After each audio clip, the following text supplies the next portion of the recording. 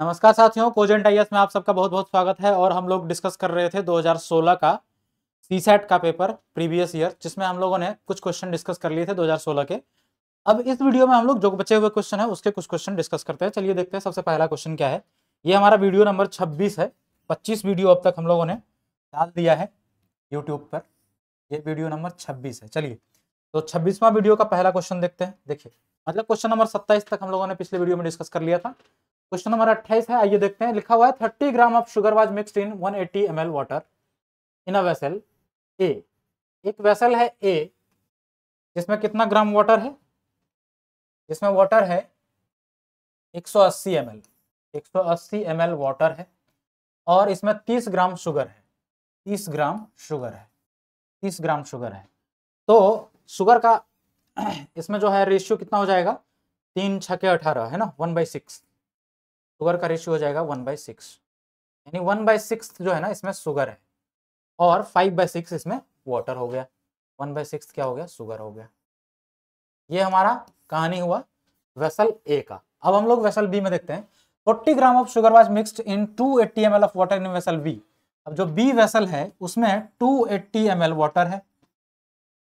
280 ml water है और 40 gram sugar है। 40 ग्राम शुगर है। तो 4 7 28 है ना, यानी कि 1/7। इसमें जो शुगर है वो 1/7 है और 6/7 जो हो जाएगा वो क्या हो जाएगा? वाटर हो जाएगा, है ना। तो इसमें शुगर जो है 1/7 हो गया। ठीक, मिक्सचर का सवाल है ये, तो हम लोग पहले ही निकालते जा रहे हैं किस रेशियो में शुगर है और किस रेशियो में वाटर है। ठीक, तो यहाँ पर वाटर और शुगर का रेशियो हो गया 1:6। 1:6 और इसमें हो गया 1:7। ठीक है, अब आइए वेसल सी में देखते हैं। And 20 gram of sugar was mixed in 100 ml of water in vessel C. अब वेसल सी की कहानी ये है, वेसल सी की कहानी ये है कि इसमें 100 ग्राम, 100 है ना, 100 ml वाटर है। इसमें 100 ml ऑफ वाटर है H2O। ठीक, और इसमें शुगर कितना है भाई? 20 ग्राम। 20 ग्राम तो 20 पंचा 100, यानी कि 1/5। ये 1 है तो ये 5 है। ठीक, तो शुगर का कंसंट्रेशन कितना हो जाएगा? 1/5। 1/5। ठीक, तो इसमें सवाल क्या पूछा है? The solution in the vessel B is. Vessel B का सॉल्यूशन कैसा है? Sweeter than C. कौन सा स्वीटर? अच्छा, सब में स्वीटर स्वीटर स्वीटर है ना, तो कौन सा ज्यादा स्वीटर है, कौन सा कम स्वीटर है? जिसमें चीनी का कंसंट्रेशन ज्यादा होगा वो सबसे ज्यादा स्वीटर होगा, है ना। तो देखते हैं सबसे ज्यादा कंसंट्रेशन कहाँ पे है भाई। इसमें है 1/5, इसमें है 1/7, इसमें है 1/6। तो देखिए सबसे ज्यादा है इसमें सी वाले में, है ना, 1/5 है इसमें, मतलब पांचवा 5 में से 1 है। 5 में से 1, इसमें 7 में से 1 है, इसमें 6 में से 1 है। तो सबसे ज्यादा हम क्या कहेंगे? सी में है, और सी के बाद ए में है। सबसे ज्यादा सी में, सी के बाद ए में, और ए के बाद आपका बी में है। बी में सबसे कम है, यानी बी जो है ना वो सबसे कम मीठा होगा। तो आइए देखते हैं वेसल बी। वेसल बी में बोला है स्वीटर देन सी, नहीं, सी से ज्यादा स्वीटर नहीं, सी से कम है, तो पहला हमारा गलत हो जाएगा। स्वीटर देन ए से भी स्वीटर नहीं है बी, है ना। As sweet as that of C, C और बोल रहा है बी बराबर है, तो ऐसा भी नहीं है। लेस स्वीट देन इन सी, सी से कम स्वीट है, बिल्कुल सी से कम है बी में, है ना। तो यही ऑप्शन हमारा उत्तर हो जाएगा। ऑप्शन डी इसका करेक्ट आंसर है। देखिए हमें लगा था कि इसमें मिक्सचर को सॉल्व करना पड़ेगा, सॉल्व नहीं करना पड़ा, सिर्फ कंसंट्रेशन देख के आंसर बताना है, मतलब मैथमेटिक्स को कम कर दिया है। ठीक है, आइए अगला क्वेश्चन देखते हैं। बोल रहा है in an aid of charity every student in a class contributes as many rupees as the number of students in the class, while with the additional contribution of rupees 2 by one student only the total collection is 443, then how many students are there in the class। कह रहा है कि धर्मार्थ दान में किसी कक्षा में प्रत्येक विद्यार्थी ने उतने ही रुपया दिए जितने उस कक्षा में स्टूडेंट थे। ठीक है, यानी जितने नंबर ऑफ स्टूडेंट थे उस क्लास में उतना ही कंट्रीब्यूट किया। अगर मान लेते हैं 20 स्टूडेंट रहा होगा तो हर एक बच्चा 20-20 रुपए कंट्रीब्यूट कर रहा है, हर एक बच्चा 20-20 रुपए। तो अगर एक बच्चा 20 रुपए दिया तो 20 बच्चा होगा, तो 20-20 बच्चा 20 रुपए दिया होगा, तो टोटल कितना हो जाएगा? 20 × 20 400 होगा, यही है ना। तो लेकिन यहाँ पर 443 है। तो कहने का मतलब आपको इतना बात समझ में आ रहा है कि जितना नंबर ऑफ स्टूडेंट था हर बच्चा उतना ही रुपया कंट्रीब्यूट कर रहा है, तो यानी कि कोई एक परफेक्ट स्क्वायर नंबर ही बनेगा। जैसे मान के लिए आपको हमने बताया कि अगर क्लास में मान लेते हैं 20 बच्चा रहा होगा, ठीक, तो हर बच्चा 20-20 रुपए कंट्रीब्यूट करेगा तो टोटल कंट्रीब्यूशन कितना होगा 20 गुना 20, जो कि क्या हो गया 20 का स्क्वायर, है ना। तो इससे हम लोग समझ पाए इसको कि टोटल कंट्रीब्यूशन जो होगा वो एक परफेक्ट स्क्वायर नंबर होना चाहिए। अब यहां पर बोला है कि एक बच्चा ने एडिशनल कंट्रीब्यूट किया और कितना एडिशनल किया 2 रुपए, है ना।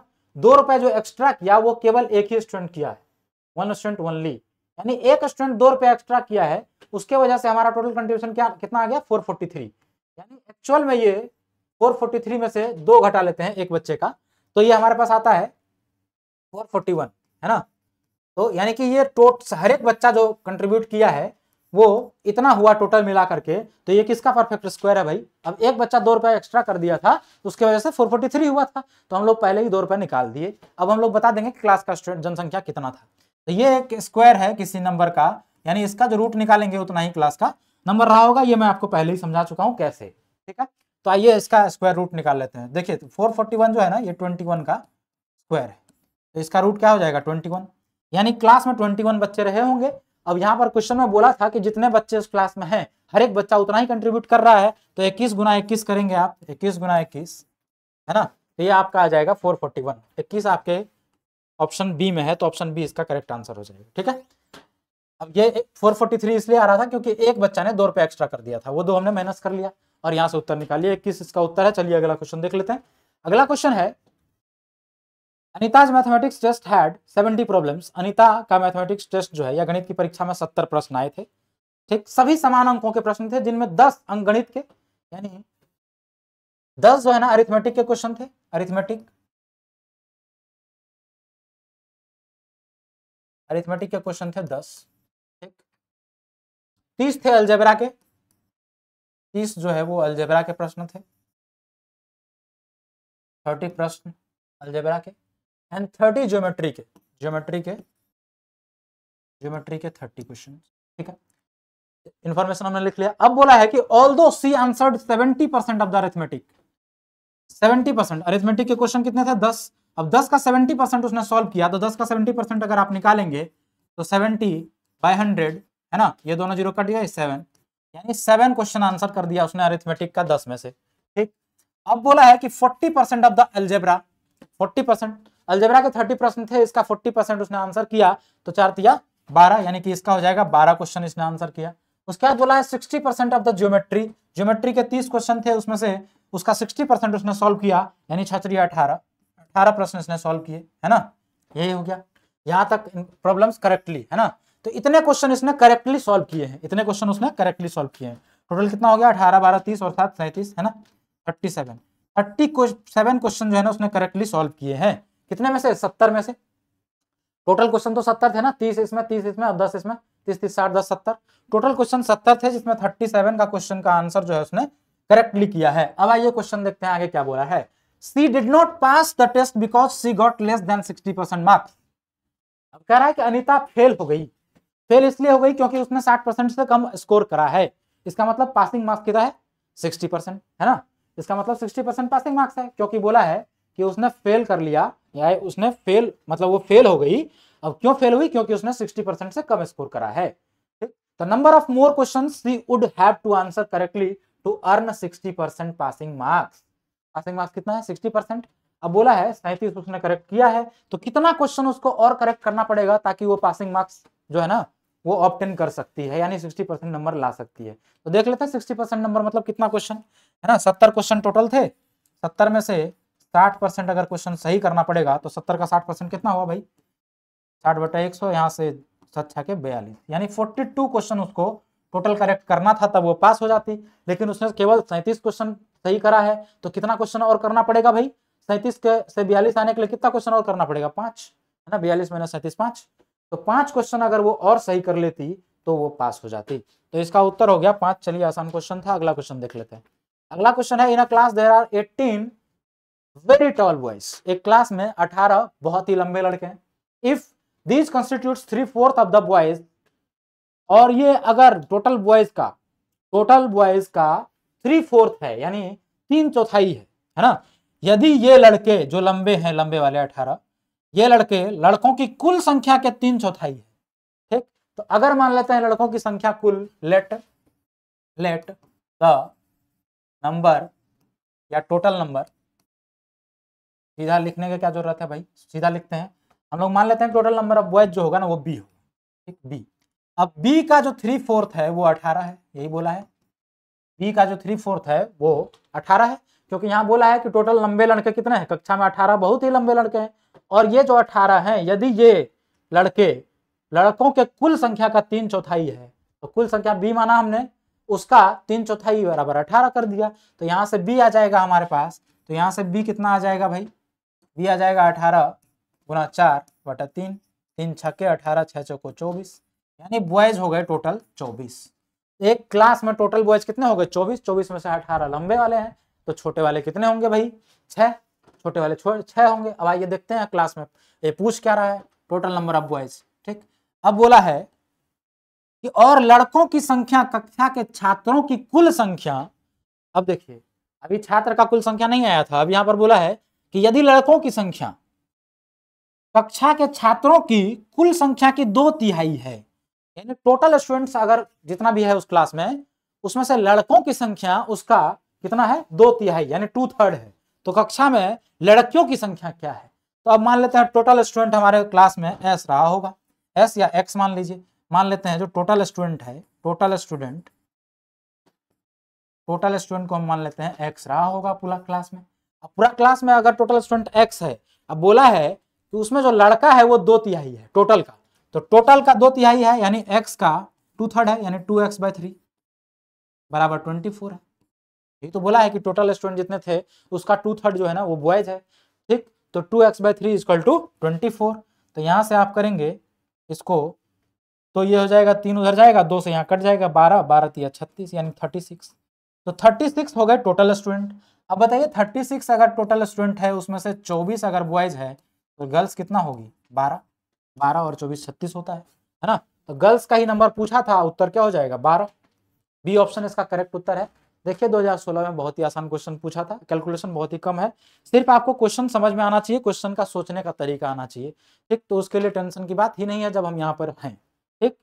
सोचवाते हैं यहाँ क्वेश्चन को हम, चलिए अगला क्वेश्चन इसमें भी सोचवाते हैं, आइए सोचिए हमारे साथ। देखिए consider the following statement, either A and B are of the same age or A is older than A. कह रहा है या तो ए और बी की बराबर आयु है या ए बी से बड़ा है, यानी ए कह सकते हैं greater than equals to B होगा, ए जो है ना greater than equals to B होगा, यही बोला है।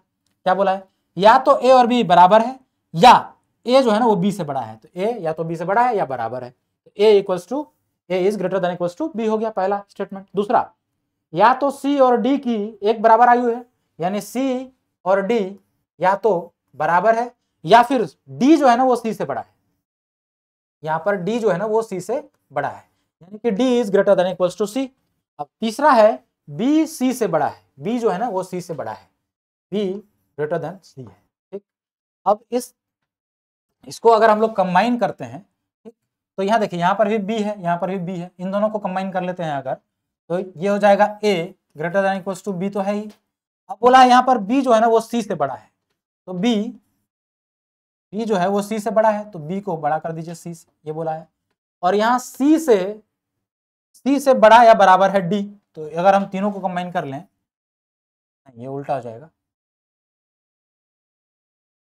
ठीक, यानी डी इधर कहीं होगा, डी इधर कहीं होगा, ठीक, डी इधर कहीं होगा जो कि बड़ा या इक्वल है सी से, ठीक। चलिए बड़ा या इक्वल है सी से, तो ये हम डिड्यूस कर पाए हैं यहाँ पर, ये बाकी सी से डी जो है ना वो छोटा ही है, यहाँ पर डी जो है बड़ा ही है, बड़ा डी जो है या तो बड़ा है या सी के बराबर, इतना हम लोगों ने इन्फॉर्मेशन से डिड्यूस किया। अब आइए इसके ऑप्शन पर देखते हैं या क्वेश्चन देखते हैं क्या पूछा है। Which of the following conclusions can be drawn from the above statements, इन तीनों स्टेटमेंट के बेसिस पर क्या कंक्लूजन हम लोग निकाल सकते हैं, यही क्वेश्चन है। देखिए ए ऑप्शन में है A is older than B, A is older than B, तो A is older than B ये हम कैसे कह सकते हैं, बराबर भी तो हो सकता है ना, क्योंकि आपको स्टेटमेंट में बोला था A is greater than equals to B, है ना, ओल्डर भी हो सकता है लेकिन बराबर भी तो हो सकता है, तो यानी एग्जैक्टली इस आंसर को हम लोग रिजेक्ट कर देंगे, एग्जैक्टली ये नहीं कह पाएंगे।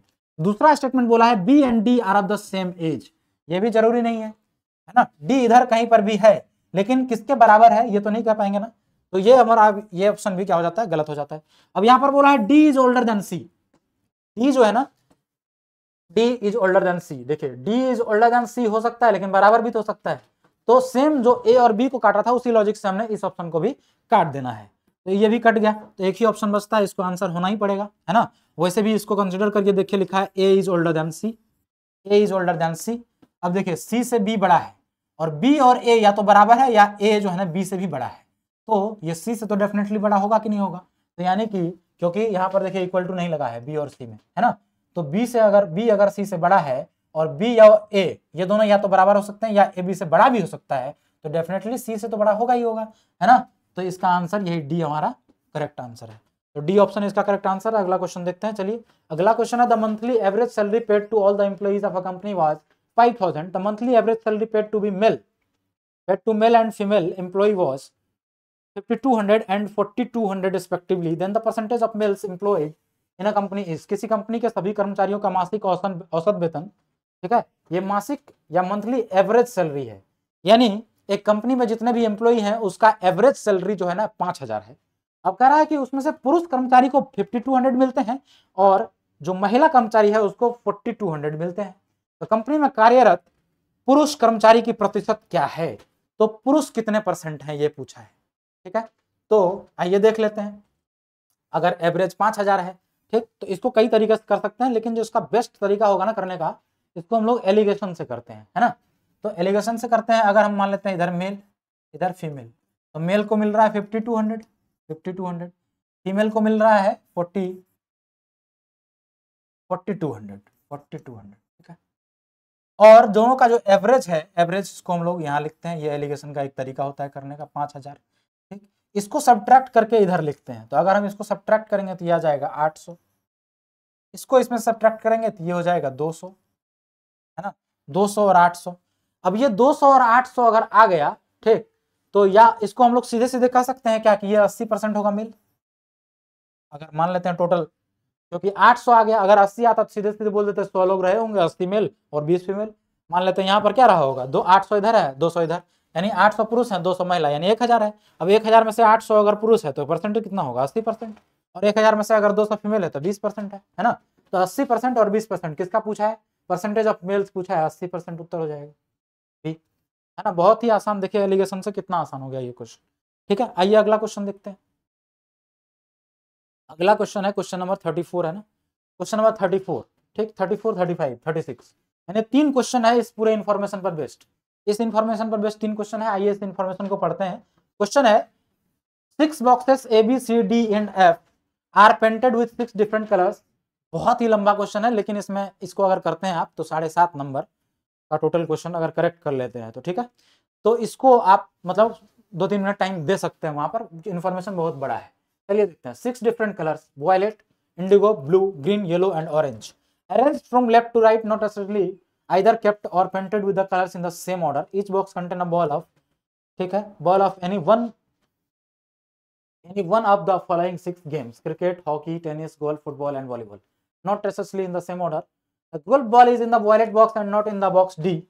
एक काम करते हैं, सबसे पहले बॉक्स बना लेते हैं, है ना, बॉक्स बना लेते हैं, क्योंकि यहाँ पर क्या बोला था 6 बॉक्सेस हैं A B C D and F, तो अगर हम लोग 6 बॉक्स बना लेते हैं, अरेंज्ड है लेफ्ट टू राइट, एक बॉक्स यहाँ पर, एक यहाँ पर, 2 3 4 5 और इधर एक छठा, छोटा पड़ गया क्या जगह, यहाँ से स्टार्ट करते बनाना, या एक पेज ले लेते हैं, नहीं फिर इन्फॉर्मेशन बहुत ज़्यादा है ना इसमें, तो एक काम करते हैं यही बना लेते हैं छोटा छोटा, 1 2 3 4 5 और ये छठा, तो 6 बॉक्स हमारे पास मौजूद है। अब हम लोग इसको इन्फॉर्मेशन के हिसाब से फिल करते जाएंगे, each box contain ball of any one of the following games, यानी कोई हर एक बक्सा किसी न किसी कलर का है, हर एक बक्सा में कोई ना कोई अलग जो स्पोर्ट्स है उसका गेम जो है ना इसमें मौजूद है, ठीक है। आइए तो अब देखते हैं, एक एक करके पढ़ते हैं। द बोल रहा है द गोल्फ बॉल, यहां से इंफॉर्मेशन स्टार्ट है असली, the golf ball is not नहीं है यहाँ पे, the golf ball is in the violet box and not in the D box, ठीक, गोल्फ बॉल जो है ना, गोल्फ बॉल वो वायलेट बॉक्स में है और डी में नहीं है, गोल्फ जो है, गोल्फ वो डी में नहीं है, डी में नहीं रखना है इसको, और ये जाएगा वॉयलेट बॉक्स में, इतना भी ध्यान रखना है। यानी डी में वॉयलेट कलर तो नहीं होगा, इतना बात पता चल गया। डी में वॉयलेट कलर नहीं होगा, इतना बात पता चल गया, क्योंकि डी में गोल्फ नहीं जा रहा है, लेकिन गोल्फ जिसमें जा रहा है उसका कलर वॉयलेट है। ठीक, तो अब आगे आइए देखते हैं। The box A which contains tennis ball is orange in colour. ठीक, यानी ए जो है, ए का कलर होगा ऑरेंज। ए, क्योंकि बोला the box A contains, the box A which contains tennis ball is orange in colour. ठीक, तो ऑरेंज इन कलर है, और इसमें कौन सा बॉल है भाई, टेनिस में। ए का तो सारा चीज क्लियर हो गया, ए का सारा चीज क्लियर हो गया कि इसमें टेनिस का बॉल है और ऑरेंज कलर का है। ठीक है, यानी बक्सा ए है वो ऑरेंज कलर का है, और उसमें कौन सा बॉल है भाई, टेनिस का बॉल है। इतना क्लियर हो गया। अभी बक्सा क्लियर नहीं कौन सा ए है कौन सा डी है, क्योंकि यहाँ पर बोला था कोई भी जो है ना ऑर्डर में नहीं रखा है, इस बात को ध्यान रखना है। ठीक, तो चलिए आगे इंफॉर्मेशन पढ़ते हैं। The box A which contains the tennis ball is orange in color and is at the extreme right। चलिए A फिक्स हो गया, A फिक्स हो गया कि ये वाला A है, ये A है, इसमें टेनिस का बॉल है, इसमें टेनिस का बॉल है, और ये कौन सा कलर है भाई, ये ऑरेंज कलर है। यानी A का सारा चीज क्लियर हो गया। ठीक, अब हम लोग देखते हैं दूसरा। The hockey ball is neither in the box D nor in E. Hockey जो है ना ही डी में है और ना ही ई में है। हॉकी हॉकी डी और ई में नहीं है भाई, ना ही डी में है ना ही ई में है। ये सारा इंफॉर्मेशन हम लोग इसलिए लिख रहे हैं ताकि सारा बॉक्स को क्लियर करने में आसानी होगी बाद में। ठीक है, अब आइए, not in box, neither in box D nor in E. The box C है is having, the box C having cricket ball, और सी के पास क्रिकेट बॉल है एंड इज पेंटेड ग्रीन। चलिए सी का भी क्लियर हो गया, इस सी के पास ग्रीन कलर है और क्रिकेट का बॉल है। सी के पास क्रिकेट का बॉल है और ग्रीन इन कलर है, यानी क्रिकेट का बॉल जिस बक्सा में है वो बक्सा ग्रीन कलर का है। The hockey ball is neither in the box painted blue colour nor in the painted yellow. यानी हॉकी जो है ना ब्लू और येलो में नहीं है। ठीक, तो हॉकी अगर डी और ई में भी नहीं है, यानी डी और ई जो है ना ये ब्लू और येलो भी नहीं है, इसको भी काट दीजिए, ब्लू और येलो ये नहीं है। तो यहां से ये चीज पता चल गया कि डी और ई का कलर जो है ना ब्लू और येलो भी नहीं होगा। ठीक, और डी में गोल्फ की बॉल नहीं है और वॉयलेट कलर भी नहीं है। तो कितने कलर इस यहां से एलिमिनेट हो गए, ब्लू हो गया एलिमिनेट, येलो हो गया एलिमिनेट, वॉयलेट हो गया, ऑरेंज हो गया। यानी दो कलर अभी भी कंफ्यूजन में बचे हैं हम लोग, दो कलर में कंफ्यूजन है डी का। ठीक, चलिए तो आगे पढ़ लेते हैं, आगे क्वेश्चन पढ़ लेते हैं। The box C is fifth from the right. कह रहा है बॉक्स जो सी है वो फिफ्थ फ्रॉम द राइट है, यहां से पांचवा है। तो यहां से पांचवा 1 2 3 4 5 है ना, यानी कि पहला दूसरा तीसरा चौथा और पांचवा, ये है सी। तो ये हमारा सी है। देखिए ये अगर सी है, यही बोला the box C is fifth from the right and next to the box B, B से नेक्स्ट है, ये हो गया बी। यही बोला ए से पांचवा है और नेक्स्ट टू बी है, तो बी के नेक्स्ट है और ए से पांचवा है फ्रॉम द राइट, यही बोला है, ये हो गया कंप्लीट, है ना। Box C is fifth from the right and next to box B. यहां से ये इंफॉर्मेशन हम लोगों ने लिख लिया। ठीक, तो इतना बक्सा क्लियर हो गया। अब बोला the box B contains volleyball. Box B contain volleyball, volleyball के बारे में कभी कमेंट था नहीं। बी में जो है ना ये वॉलीबॉल है, बी में वॉलीबॉल है। ठीक है, बी में वॉलीबॉल है। The box containing the hockey ball is between the boxes containing golf ball and volleyball. अब कह रहा है जो बॉक्स है जिसमें हॉकी बॉल है वो गोल्फ बॉल और वॉलीबॉल के बीच में है। ठीक, अब देखिए सी जो है ना, सी क्या था, सी में क्रिकेट बॉल था, है ना। तो सी में क्रिकेट बॉल था, अगर हम लोग इसमें क्रिकेट बॉल रख देते हैं, ये क्रिकेट बॉल था, इतना बात क्लियर हो गया।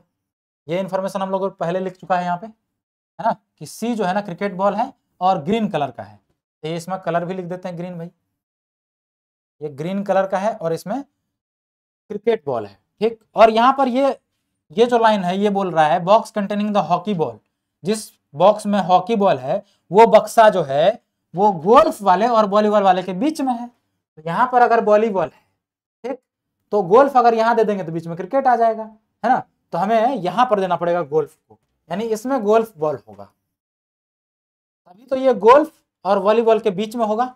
और इसमें कौन सा बॉल है भाई, हॉकी बॉल, यानी इसमें हॉकी बॉल हो गया, इसमें हॉकी बॉल हो गया। तो अब एक ही बॉल बचा है, वो इस बक्सा में जाएगा। कौन सा बॉल बचा है, टेनिस, गोल्फ, हॉकी, वॉलीबॉल और क्रिकेट सारे आ गए। कौन सा बचे हैं भाई, कौन सा बचे हैं इसमें, 6 game, cricket, hockey, tennis, golf, football बचा है, यानी इसमें फुटबॉल आ जाएगा।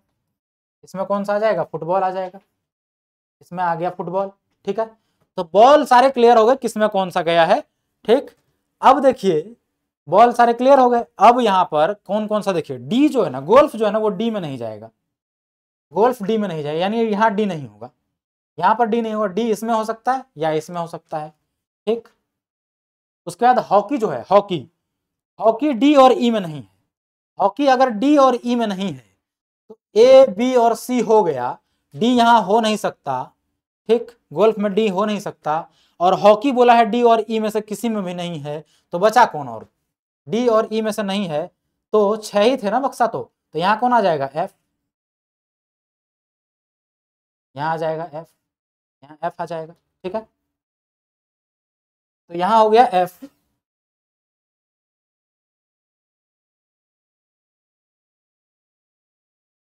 देख रहा हूं यहां कुछ और भी था, क्या लिखा हुआ, नहीं था।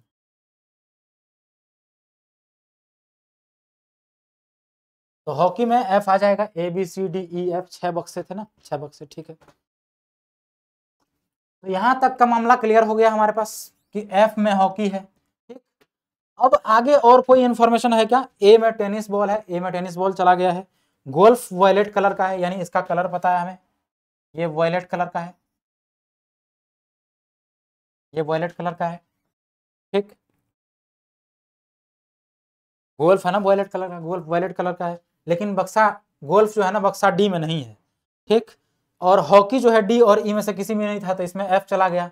और ये अगर डी में नहीं है तो और कौन बचा, ए बी सी और डी, तो डी को यहाँ आना पड़ेगा, ई को यहाँ आना पड़ेगा। सारे बक्से का भी नाम क्लियर हो गया, ये जो है ई बक्सा में है, ये एफ में, ये डी में, सारा हो गया क्लियर।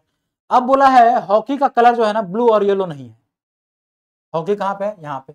इसका अगर ब्लू और येलो नहीं है, 3 कलर हम लोग इस्तेमाल कर लिए, 3 ही बचे थे, ग्रीन, वायलेट और ऑरेंज। कलर का नाम कहां पर है भाई, वायलेट, वायलेट इस्तेमाल करा हम लोगों ने, ऑरेंज करा, ऑरेंज करा, और ग्रीन कर लिया, ग्रीन यहां पर है। तो बचे हमारे पास 3 कलर, इंडिगो, ब्लू और येलो, जिसमें से हॉकी ब्लू और येलो नहीं है, तो क्या होना पड़ेगा, इसको इंडिगो होना पड़ेगा। इसको आई लिख देते हैं, इंडिगो है, आई एन। ठीक है, इंडिगो। अब बचा है कौन सा, क्रिकेट वाला ग्रीन है ऑलरेडी, ए वाला टेनिस और ऑरेंज है। ठीक, तो डी और बी का बचा है, इसके बारे में और कोई इंफॉर्मेशन है क्या, the golf ball is in the violet box, golf ball को वॉयलेट बॉक्स में रख दिया, not in the box D, a which contain tennis ball is orange colour at the extreme right, hockey ball is neither box in D nor in E. ठीक है, box C is having cricket ball green, hockey ball is neither painted blue nor painted yellow. Hockey वाला कहाँ है, hockey ना ही yellow है, इसलिए इसको Indigo दे दिया। ठीक है, box C is fifth from right and next to box B, B contains volleyball, the box containing hockey ball is between the boxes. ठीक है, यानी इस दोनों के बारे में हम इंफॉर्मेशन नहीं निकाल पा रहे हैं। ठीक, तो इसमें जो 2 कलर बच रहे हैं, ये दोनों में से कोई भी इधर भी आ सकता है, कोई उधर भी आ सकता है, यानी ब्लू और येलो। यानी हमारे पास डी को, डी वाले को देने के लिए ब्लू और येलो ये 2 कलर हैं, और बी वाले के लिए भी 2 कलर हैं। ठीक, ये हमारे पास जो है ना पूरा इंफॉर्मेशन को एक मतलब सही तरीके से टेबुलर फॉर्म में, या क्या कह सकते हैं कि इसको पूरा सॉल्यूशन के फॉर्म में ये हमने यहां तक ले आया है। ठीक, ये सारा इंफॉर्मेशन को यूज करने के बाद हम लोग इस निष्कर्ष पर पहुंचे हैं कि डी के पास हो सकता है, बक्सा डी के पास ये दोनों कलर में से कोई भी हो सकता है। ठीक, इसमें फुटबॉल का बॉल है, लेकिन ये पता है इसमें क्रिकेट बॉल है और ये ग्रीन कलर का है, इसमें वॉलीबॉल है, और इसमें ब्लू और येलो ये दोनों कलर हो सकते हैं, इसमें हॉकी बॉल है और ये इंडिगो कलर का है, इसमें गोल्फ बॉल है और ये वायलेट कलर का है, ए में जो है ना टेनिस बॉल है और ये ऑरेंज कलर का है। इतना इंफॉर्मेशन से पता चल गया। अब आइए क्वेश्चन सॉल्व करने का प्रयास करते हैं। क्वेश्चन है which one of the following boxes contains the golf ball, कौन सा बक्सा में गोल्फ बॉल है भैया, तो गोल्फ बॉल है बक्सा ई में, तो ई हमारा करेक्ट उत्तर है ऑप्शन बी। ठीक, अब क्वेश्चन नंबर 35 पढ़िए, इसमें 3 क्वेश्चन है। अगर इन्फॉर्मेशन को डिड्यूस करने में आपके पास इतना समय लगा है तो 3 क्वेश्चन भी तो है, 7.5 नंबर का है, तो 3 क्वेश्चन मान के चलिए आपके 3 क्वेश्चन का हम लोगों ने इसको सॉल्व किया है, ठीक है। तो ये 3 क्वेश्चन का सॉल्यूशन है। चलिए, which of the following statement is are correct, कौन सा इसमें से करेक्ट है। बोला D is painted yellow, D क्या है भाई, तो डी ब्लू और येलो कोई भी हो सकता है, यानी कंफर्म नहीं है, तो ये हमारा नहीं होगा option. F is painted Indigo, कहां पे एफ है, एफ इज इंडिगो, बिल्कुल सही, यही उत्तर हो जाएगा, बी ऑप्शन, दोनों का ही बी हो गया। 36, the football is in the box of which colour, football, football कहां पे है, फुटबॉल कहां पे है, फुटबॉल, फुटबॉल है डी में, तो डी कौन से कलर में है भाई, ब्लू और येलो दोनों में हो सकता है ना, तो इसका मतलब हम लोग कलर नहीं डिटरमाइन कर पाएंगे, तो इसका ऑप्शन सी हो जाएगा करेक्ट उत्तर, इसका ऑप्शन सी हो जाएगा करेक्ट उत्तर। तो हम लोगों ने 3 क्वेश्चन सॉल्व किया इस पूरे पजल को सॉल्व करने के बाद, यानी इस पूरे इंफॉर्मेशन को डिड्यूस करके जो यहां तक हम लोग रिजल्ट पर पहुंचे थे, इस निष्कर्ष पर, इस निष्कर्ष से हम लोगों ने इस 3 क्वेश्चन का उत्तर सही सही दिया है। अब आइए अगला क्वेश्चन देखते हैं। तो अगला क्वेश्चन है, ये उसी का हिंदी क्वेश्चन है, हिंदी माध्यम वाले इस क्वेश्चन को देख लेंगे, बाकी क्वेश्चन जरूर इंग्लिश में रहता है, बाकी मैं इंग्लिश उसका हिंदी में पूरी तरीके से समझाता हूँ, ठीक। तो पूरी तरीके से जब हिंदी में बोल ही दिया तो शायद इसको देखने की जरूरत नहीं है, बाकी फिर भी लोग अगर देखना चाहें, ठीक, तो ये रहा हमारा हिंदी का क्वेश्चन। बाकी प्रीवियस ईयर ही तो है, आपको प्रीवियस ईयर क्वेश्चन में भी मिल जाएगा, तो देख लीजिएगा, बाकी स्क्रीनशॉट ले लीजिए। चलिए अगला क्वेश्चन देखते हैं। ये कितना खाली पेज आ गया बीच में, ठीक। और ये नंबर कौन सा था भाई, नंबर 34, 35, 36, ठीक है, 37 नंबर। आइए 37 नंबर क्वेश्चन है, two numbers x and y are respectively 20% and 28% less than a third number. कह रहा है 2 नंबर है x और y, ठीक, ये दोनों ही नंबर, ठीक है, दोनों ही नंबर एक तीसरा नंबर से 20% और 28% रिस्पेक्टिवली कम है। तो अगर हम तीसरा नंबर मान लेते हैं z है, तीसरा नंबर z है, और परसेंटेज में दे रखा है 100 मान लेते हैं, इसको जो है ना मान लेते हैं z जो है नंबर वो 100 है, ठीक। अब बोला है एक नंबर है x जो तीसरे नंबर से कितना परसेंट कम है भाई, 20%, यानी x होगा 80, 100 है तो 100 से 20% कम है तो 80 होगा, ठीक। एक जो दूसरा नंबर है वो है y जो है वो तीसरे नंबर से कितना परसेंट कम है, 28%। अगर 28% ये z से कम है तो z अगर 100 है तो ये कितना हो जाएगा, 72, यही हुआ। अब क्वेश्चन क्या है, बोला by what percentage is the number y less than number x, बोला है कितना परसेंट y जो है कितना परसेंट x से कम होगा, यही बोला है।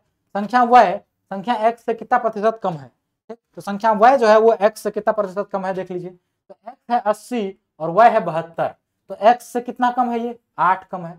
कंपेयर किससे कर रहे हैं, x से, इसको नीचे रखिए, 8/80, परसेंट निकालना है, 100 से मल्टीप्लाई कर दीजिए, तो ये 8 से 10 बार में 10 से ये 0 कट जाएगा, है ना, तो 10% आ गया, यानी y जो है ना x से 10% कम है, यही आपका उत्तर है, बी ऑप्शन, ठीक है। चलिए अगला क्वेश्चन देख लेते हैं। अगला क्वेश्चन है क्वेश्चन नंबर 38।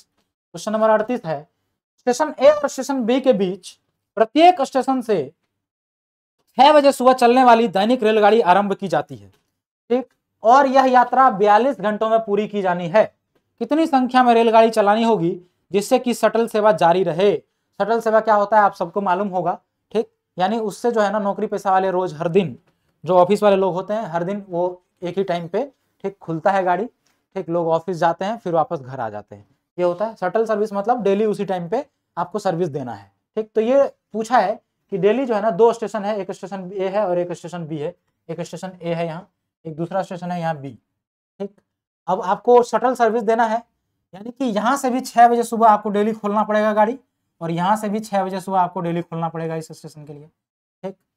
अब अगर ये 24 घंटा लेता तब तो ये जो ट्रेन यहाँ से खुला था T1, ये यहाँ पहुंच जाता 24 घंटा में, तो अगले दिन 6 बजे उसी को रिटर्न कर दिया जाता, है ना, और यहाँ से जो 6 बजे चला था वो भी यहाँ 24 घंटा में पहुंच जाता, तो उसी को यहाँ रिटर्न कर देता, यानी कि 2 ही ट्रेन सफिशियंट हो जाता इस शटल सर्विस को जारी रखने के लिए। लेकिन ऐसा नहीं है, यहाँ पर क्या है कि इस दोनों ट्रेन को, यानी एक स्टेशन से दूसरे स्टेशन जाने में 42 घंटे लगते हैं, 42 घंटे, है ना, यानी एक दिन में नहीं पहुंच पाता है। तो दूसरा दिन अगर शटल सर्विस को कंटिन्यू रखना है तो दोनों ही स्टेशन पे एक एक ट्रेन और रखना पड़ेगा कि नहीं, एक एक ट्रेन और रखना पड़ेगा कि नहीं, तो T3 और T4, क्योंकि दूसरा दिन ये लोग पहुंच नहीं पा रहा है। हाँ, लेकिन दूसरा दिन ये खुल जाएगा स्टेशन से, और तीसरा दिन फिर से ये खुलेगा, क्योंकि ये 24 दूना 48 होता है ना, और 42 घंटे में ही पहुंच जा रहा है, यानी तीसरा दिन ये यहाँ पर पहुंच चुका होगा, तो इसी को वापस लौटा देगा। और उसी तरह से तीसरा दिन ये भी यहाँ पहुंच चुका होगा तो इसी को यहाँ वापस दौड़ा देगा, है ना। तो कंटिन्यू रखने के लिए शटल सर्विस को टोटल 4 ट्रेनों की जरूरत होगी। सिर्फ सोचने का क्वेश्चन था ये, इसमें सिर्फ थिंकिंग था और कुछ भी नहीं था, कोई मैथ कोई सॉल्यूशन नहीं है इसमें। आइए अगला क्वेश्चन, अगला क्वेश्चन देखिए, बोल रहा है a piece of tin is in the form of rectangle. Tin का एक टुकड़ा आयत की आकृति में है, ठीक, चलिए आयत बना लेते हैं। ये मान लेते हैं एक टिन का टुकड़ा है। इस टिन का टुकड़ा का जिसका लंबाई कितना है 12 सेंटीमीटर, इसका जो लेंथ है वो है 12 सेंटीमीटर, ठीक, और चौड़ाई 8 सेंटीमीटर, ये जो चौड़ाई है ये 8 सेंटीमीटर है, ठीक। इसका उपयोग करके एक बंद घन निर्मित किया जाता है, तो घन की भुजा की लंबाई क्या होगी। देखिए ये टिन का टुकड़ा है और इसको उपयोग करके अगर आप एक क्यूब बनाना चाह रहे हैं, ठीक, तो उस केस में क्या होगा, उस केस में क्या होगा पता है, उस केस में ये होगा कि इसका जो सरफेस एरिया है वो टोटल सरफेस एरिया इसका यूज हो जाएगा उसमें, किसमें, क्यूब में, ठीक। अब चूंकि घन बनाना है, ठीक है, तो अब इसका वॉल्यूम तो हम लोग निकाल नहीं सकते हैं क्योंकि आपके पास इसका ये क्या है, एक सीट के फॉर्म में है टिन, है ना। और लेकिन इसको काट काट के आपको क्यूब, एक क्यूबाइड बनाना है, क्यूबाइड बनाना है, क्यूबाइड बनाना है, क्यूब बनाना है, क्यूब बनाना है, घन बनाना है ना। तो क्यूब अगर बनाना है तो क्यूब का तो सब साइड बराबर होता है ना। तो इसका जो है ना हम लोग क्या करेंगे, एरिया ले लेंगे, तो जितना इसका एरिया होगा वो टोटल खपत हो जाएगा क्यूब में, होगा कि नहीं होगा। इसका एरिया हो जाएगा 12×8 = 96 L × B, है ना, 96। और इस एरिया के मदद से जो क्यूब हम लोग बनाएंगे तो क्यूब का एरिया क्या होता है 6a², 6a², यानी ये एरिया इसके एरिया के बराबर होना चाहिए, तो 6a² = 96, है ना। तो ये 6 से ये कट जाएगा, 16 बार में 16 × 6 = 96 होता है, तो a² = 16, तो a बराबर कितना हो गया 4, यानी जो क्यूब हमारे पास बन के आएगा उसका जो लंबाई चौड़ाई और ऊंचाई होगा कितना होगा 4 सेंटीमीटर। तो उत्तर हो जाएगा हमारा ऑप्शन सी 4 सेंटीमीटर। चलिए बहुत ही आसान क्वेश्चन था ये भी। अगला क्वेश्चन देख लेते हैं, कितना नंबर क्वेश्चन था ये 39 40। The 40 question है in a question paper.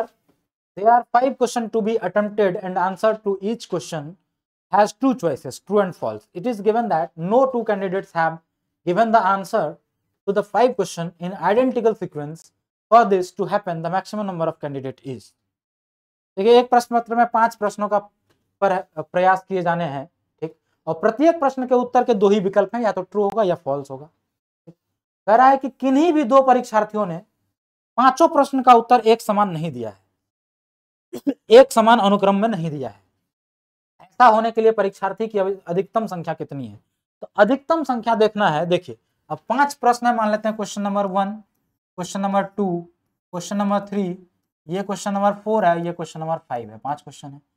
5 question के जवाब देने के 2 ही तरीके हैं, या तो ट्रू होगा या फॉल्स होगा, या तो ट्रू होगा या फॉल्स होगा, या तो ट्रू होगा या तो फॉल्स होगा, यही है ना। यानी सबके 2-2 तरीके हम कह सकते हैं, है ना। तो सबके 2-2 तरीके, ठीक। तो टोटल कितने तरीके हो गए, यानी टोटल जो स्टूडेंट हो सकते हैं कितने हो सकते हैं 2 × 2 × 2 × 2, है ना, 2 × 4 × 8 × 16 × 32, टोटल कितने हो गए 32, यानी मैक्सिमम कितने हो सकते हैं 32 स्टूडेंट, ठीक है। क्योंकि जवाब जो देना है ना वो सेम सीक्वेंस में नहीं होना चाहिए, यानी एक ने ट्रू दे दिया दूसरा फॉल्स देगा, ठीक है। तो 5 क्वेश्चन है तो टोटल मैक्सिमम कितने स्टूडेंट ऐसे करके अटेम्प्ट कर सकते हैं, तो आंसर हो जाएगा 32। ये पीएनसी का क्वेश्चन है। चलिए अगला क्वेश्चन कर लेते हैं।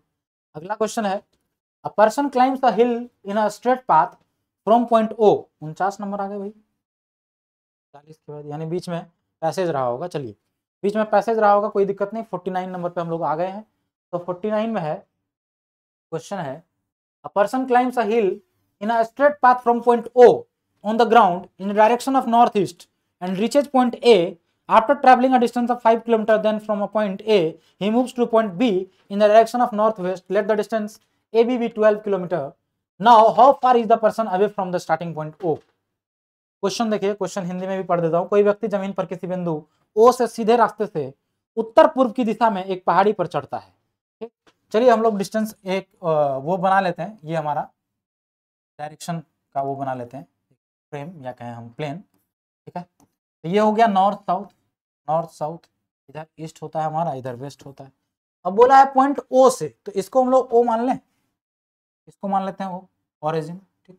अब यहाँ से कोई व्यक्ति चलना शुरू करता है, किस डायरेक्शन में जाता है ओ से सीधे रास्ते से, ओ से सीधे रास्ते से उत्तर पूर्व की दिशा में एक पहाड़ी पर चढ़ता है और 5 किलोमीटर की दूरी तय करके, तो उत्तर पूर्व नॉर्थ ईस्ट 5 किलोमीटर चला नॉर्थ ईस्ट, ये हो गया 5 किलोमीटर नॉर्थ ईस्ट चला। इतना डिस्टेंस ट्रैवल करने के बाद की दूरी तय करके बिंदु ए पर पहुंचता है, यानी यह जो पहुंचा है इस पॉइंट का नाम ए दिया है। उसके बाद बोला है उसके बाद वह बिंदु ए से उत्तर पश्चिम की दिशा में, यानी नॉर्थ वेस्ट, यानी यहां से नॉर्थ वेस्ट चलाएगा, इधर नॉर्थ है इधर वेस्ट, तो नॉर्थ वेस्ट इधर होगा, यहां से ये नॉर्थ वेस्ट चला गया यहाँ, ठीक है। नॉर्थ वेस्ट की दिशा में बिंदु बी तक जाता है, ये यानी इस बिंदु का नाम बी है, ठीक है, बी है, बिंदु बी तक जाता है। अब ए बी की दूरी 12 किलोमीटर है, यानी ए से बी की जो दूरी है ना ये 12 किलोमीटर है, ये 12 किलोमीटर है, ठीक है। तो अब वह व्यक्ति प्रारंभिक बिंदु ओ से कितनी दूरी पर है, तो ओ से कितनी दूरी पर है, यहाँ है, यानी ये डिस्टेंस आपको निकालना है। अब बताइए ये अगर सीधा ईस्ट रहता और फिर ये अगर सीधा नॉर्थ रहता तो यहाँ 90 डिग्री बनता कि नहीं। अब यहाँ पर ये बीचों बीच है नॉर्थ ईस्ट और ये भी बीचों बीच है नॉर्थ वेस्ट, तो यहाँ 90 डिग्री बनेगा, बिल्कुल 90 डिग्री बनेगा। तो ये 90 डिग्री बन गया, तो ये इसके सामने वाला हुआ क्या, हाइपोटेनियस, और इसमें से एक बेस हो जाएगा और एक परपेंडिकुलर हो जाएगा। तो 5 12, तो 5 और 12 का ट्रिपलेट 13 होता है, तो यानी ए से 0 से लेकर के यानी ओ से और बी की जो डिस्टेंस होगी कितना होगी 13 किलोमीटर, ठीक। अब ये बहुत लोगों को नहीं समझ में आया होगा ट्रिपलेट, तो भाई पाइथागोरस थ्योरम लगा लो। पाइथागोरस थ्योरम क्या होता है, हाइपोटेनियस बराबर, यानी अगर हम कहें O B equals to O B equals to, तो ये क्या हो जाएगा अंडर रूट ओ ए का स्क्वायर प्लस ए बी का स्क्वायर, जो कि आपके पास है 5 यानी 25 हो जाएगा, प्लस ए बी कितना है भाई 12, तो 12 का हो गया 144, 144 प्लस 25 करेंगे ये आ जाएगा 169, 169 जो है ना ये किसका स्क्वायर होता है 13 का, तो उत्तर हो गया 13 किलोमीटर, जो कि आपके बी ऑप्शन में है। तो बी ऑप्शन इसका करेक्ट उत्तर है। पाइथागोरस थ्योरम वाला ये क्वेश्चन था। अगला क्वेश्चन देख लेते हैं। चलिए अगला क्वेश्चन कह रहा है इन एन एग्रीकल्चर फील्ड या an agriculture field is in the form of rectangle having length x1 metre and breadth x2 metre. देखिए एक रेक्टेंगुलर फील्ड है, ये एक रेक्टेंगुलर फील्ड है और इसका लेंथ है x1 मीटर, ये लेंथ है, और जो ब्रेड्थ है ये x2 मीटर है, ये x2 मीटर है, ठीक। x1 and x2 are variable. अब बोल रहा है if x1 plus x2 is 40 then the area of agricultural field will not exceed which of one of the following values। अगर x1 प्लस x2 का value 40 है तो उस खेत का क्षेत्रफल निम्नलिखित किस एक मान से अधिक नहीं होगा, यानी मैक्सिमम पॉसिबल वैल्यू पूछा है, यानी इसका मैक्सिमम एरिया कौन सा होगा, ठीक। तो एरिया क्या होता है भाई, एरिया होता है लेंथ इंटू ब्रेड्थ। एरिया क्या होता है किसी भी रेक्टेंगुलर फील्ड का, L इंटू बी, और L यहाँ पर x1 है और B है x2, यानी x1 और x2 करना है हमें, x1 x2, ठीक है। देखिए तो पहले भी एक इस तरह का क्वेश्चन आया था, ठीक, कि अगर दोनों का सम 40 दे रखा है x1 प्लस x2 40, अगर x1 प्लस x2 40 दे रखा है, जब भी ऐसा आए कि दो नंबर A और B दोनों का सम 40 है, तो दोनों का प्रोडक्ट को अगर मैक्सिमम करना है, प्रोडक्ट का मैक्सिमम करना है तो दोनों नंबर सेम होगा तभी मैक्सिमम होता है। ये हम लोगों ने पहले भी डिस्कस किया था, ठीक है। अगर मान लेते हैं 40 में ये अगर 39 रहा होगा, ये 1 ले लीजिए, तो 39 गुना 1 करेंगे 39 ही होगा, ठीक। इस तरह से आप कम करते जाएंगे देखते जाएंगे। तो अगर मान चलिए हम 21 और 19 ले लें, 21 को गुणा करिए 19 से, है ना, तो 19 का 19 हाथ में बचा 10, 19 दुना 38 और 10 48 है, ये कैसे हो गया, चलिए 1 9 का 9, 9 दुना 18, ठीक। फिर से ये हो गया 1 1 का 1 और 2 1 का 2, ये कितना हो गया 9 8 1 9 2 1 3, 399 हुआ। मैक्सिमम यहाँ पर 399 हो रहा है ना। अभी मैंने आपको क्या समझाया कि जब भी इस तरह का क्वेश्चन आए, ठीक, तो दोनों को सेम होना पड़ेगा और वही प्रोडक्ट मैक्सिमम होता है। ये हम लोग पहले भी एक किसी क्वेश्चन में डिस्कस कर चुके हैं इस तरह का कॉन्सेप्ट। तो यानी कि इस दोनों को है ना सेम होना पड़ेगा। तो अगर ये सेम होता है तो इसको भी 20 और इसको भी 20 होना पड़ेगा। तो 20 गुना 20 करेंगे, 20 प्लस 20 40 होता है, 20 गुना 20 करेंगे 400, यही मैक्सिमम होता है, ठीक। और यहाँ से एक और चीज से समझ सकते थे, देखिए यूपीएससी जो है ना बहुत हिंट देता है। हिंट क्या दिया आपको कि ऑप्शन में आपको 400 ही मैक्सिमम दिया है, उससे मैक्सिमम दिया ही नहीं है, ठीक। तो उत्तर क्या हो जाएगा 400, जो कि 20 गुना 20 पे पॉसिबल है ना। तो ए ऑप्शन इसका करेक्ट उत्तर है। ऑप्शन देख करके भी आप इसका अंदाजा लगा सकते थे कि मैक्सिमम 400 होगा। चलिए अगला क्वेश्चन देखते हैं। अगला क्वेश्चन है the sum of the ages of 5 members comprising a family 3 years ago was 80 years। एक फैमिली का 5 मेंबर का एज का सम 80 था 3 साल पहले। ठीक है, एज का सम 3 साल पहले 3 years ago, यहाँ लिख लेते हैं 3 years ago। उस फैमिली के 5 मेंबर का एज का सम जो है ना वो 80 था। ठीक, तो एवरेज एज हम लोग मान लें क्या, अगर 5 का सम 80 था तो उसको 5 से डिवाइड कर देंगे तो एवरेज कितना आ जाएगा 16। एवरेज 16 आ जाएगा, एवरेज 16 आ जाएगा। अगर फैमिली मेंबर 5 का हम लोग मान लेते हैं 5 लोग जो हैं वो ए बी सी डी और ई है। ठीक, तो अगर एवरेज 16 है तो हम लोग ऐसा मान सकते हैं क्या, सबका 16-16 अगर देना सबको तो एवरेज 16 ही रहेगा, सबको 16-16 दे दिया। ठीक है, 16 ही रहेगा। ये 3 साल पहले की बात है, 3 साल पहले। तो प्रेजेंट एज क्या रहा होगा, प्रेजेंट एज सबको 19-19 कर दे क्या, सबको 19-19, क्योंकि 3 साल बढ़ जाएगा ना, तो सबको अगर 19-19 कर देंगे तो अब जो इन सब का सम होगा वो कितना हो जाएगा, 19-5 95 हो जाएगा। हो जाएगा क्या, 95 हो जाएगा। यानी अब जो आज जो प्रेजेंट एज है सबका 95 है ना। अब यहाँ पर बोला है 3 साल। अब यहाँ पर देखिए क्वेश्चन क्या बोला, the average age of the family today is the same age it was 3 years ago। Average age जो है ना जितना आज है उतना ही 3 साल पहले था। ठीक, क्या बोला है 3 years ago was 80। The average age of the family today is the same age it was 3 years ago। 3 साल पहले जितना था उतना ही एवरेज एज आज भी है, ऐसा बोला है। ठीक, अब बोला है बिकॉज, ऐसा क्यों है, क्योंकि because of an addition of a baby, एक बच्चे के जुड़ने की वजह से। ठीक है, during the intervening period how old was the baby. तो एक बेबी के वजह से जो है ना क्या हो रहा है कि एवरेज एज सेम आ रहा है। तो देखिए अब अगर एक बेबी इसमें और आ जाता है तो परिवार में लोग कितने हो जाएंगे, लोग कितने हो जाएंगे, लोग हो जाएंगे 6। तो यानी सबको 6 से डिवाइड करना पड़ेगा, है ना। तो अगर हम प्रेजेंट एज है तो प्रेजेंट एज हमारे पास 95 है, 95 है ना। अब बोला है कि भाई 3 साल पहले जितना था उतना ही होना चाहिए अभी। तो 3 साल पहले अगर हम इस 6 का एवरेज देखेंगे, सबको 16-16 दिया है तो इसको भी 16 दे दीजिए, तो 16 छके कितना हो जाएगा 96 हो जाएगा। क्या सम 96 हो जाएगा, है ना, क्योंकि सेम बोला है 96। तो अभी जो है ना ये अभी भी 96 होना चाहिए, है ना। लेकिन यहाँ पर इन सब का जो सम है वो सिर्फ 95 आ रहा है। इन सब का सम कितना है 95 आ रहा है, जबकि यहाँ पर जो सम है टोटल अगर सबको देख लेते हैं तो 16-16 अगर सबको दिया था हमने तो 96 होना चाहिए, क्योंकि सेम बोला होना चाहिए। और यहाँ जो सम है 5 लोगों का 95 आ रहा है, तो बेबी का कितना होगा 1, अभी तो मिलकर 96 होगा, है ना, क्योंकि प्रेजेंट और 3 साल पहले दोनों बोला है सेम है। तो 3 साल पहले हमारा 96 आया, क्योंकि 6 लोग हैं 6 से करेंगे ना तो 96 हो जाएगा। अब 96 और यहाँ पर अगर हम देखें तो इन 5 का अगर मिला देते हैं तो सिर्फ 95 हो रहा है ना। तो यानी कि जो ये जो बेबी है उसका 1 साल रहा होगा तभी तो 6 का मिला के 96 हो जाएगा। ठीक, तो बेबी का 1 ईयर आ गया भाई, बी ऑप्शन में दिया हुआ है 1 साल। बहुत ही आसान क्वेश्चन है एवरेज का। एवरेज अगर आप लोग पढ़े होंगे तो आपको बहुत ही आसान लगेगा ये क्वेश्चन। चलिए अगला क्वेश्चन देख लेते हैं, या रहने दें, एक काम करते हैं, इस क्वेश्चन को सॉल्व करने के बाद हम लोग आगे जो क्वेश्चन है ना उसको नेक्स्ट वीडियो में करेंगे। चलिए इस क्वेश्चन को देख लेते हैं। इस क्वेश्चन में बोला था total emoluments of the 2 persons are same but one gets allowance to the extent of 65% of his basic pay and other gets allowances to extent of 80% of his basic pay. The ratio of the basic pay of the former to the basic pay of the latter.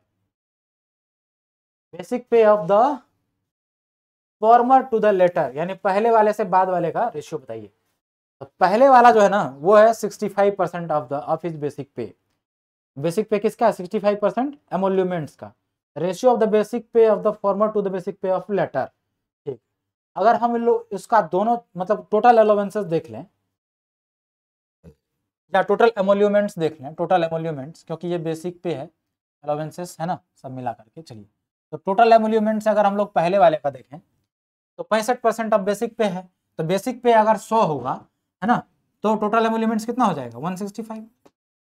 और second वाले का क्या है 80 है, तो ये 180 हो जाएगा कि नहीं। ठीक है, चलिए इसको भी अगर हम लोग एलिगेशन से देखें, पता है तो रेशियो में क्या हो जाएगा पता है, ये पलट जाएगा, ये क्या हो जाएगा पलट जाएगा। तो यहाँ पर अगर हम लोग इसको पलट दें तो 180 इधर आ जाएगा और 165 इधर आ जाएगा। ठीक, अब इसको बोलते हैं RR मेथड, मतलब reverse ratio method, reverse ratio concept. ठीक है, इसको बोलते हैं मिक्सचर एलिगेशन में इस तरह का चीज हम लोग पढ़ाते हैं, तो वहां जब हम लोग पढ़ाएंगे तो इसको बहुत अच्छे से बता देंगे, कोई दिक्कत वाली बात नहीं। अभी सिर्फ ये समझिए कि हमने रिवर्स कर दिया इसके रेशियो को। अब यहाँ से रेशियो निकाल दीजिए, किससे कट रहा है ये।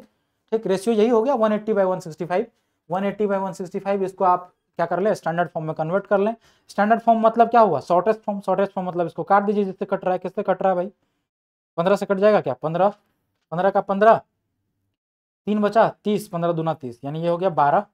इसको काटेंगे 15 से, 15 का 15, 1 बचा, 1 पे 15, 11, 12:11। रेशियो क्या आ गया, 12:11। ऑप्शन डी में दिख रहा है, ऑप्शन डी इसका करेक्ट उत्तर है। तो इस वीडियो में हम लोग इतना ही तक रहने देते हैं। आगे जो भी प्रश्न बच गए हैं उसको हम लोग नेक्स्ट वीडियो में कवर करेंगे। तब तक के लिए बने रहिए हमारे साथ। बहुत बहुत धन्यवाद।